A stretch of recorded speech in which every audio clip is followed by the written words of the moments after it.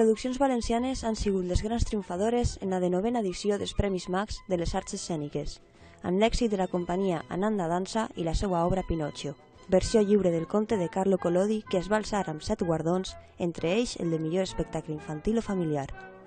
També van obtenir reconeixement La Neguet lleig de Carles Alberola i Víctor Sánchez es va fer amb el Premi a Millor Autor Revelació per Nosotros Mataremos con Pistolas.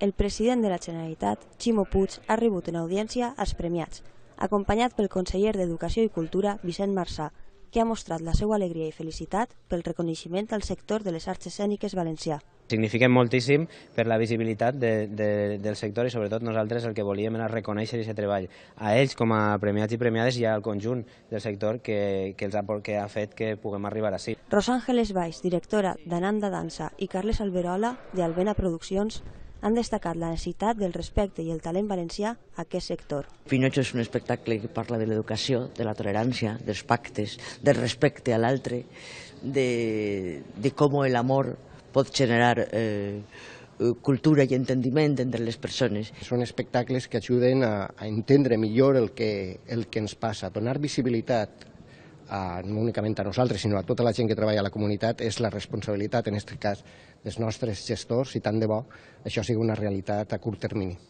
D'aquesta manera es demostra que el talent, el treball, la qualitat i la perseverança en moments d'especial dificultat per a la creació arrepleguen els seus fruits.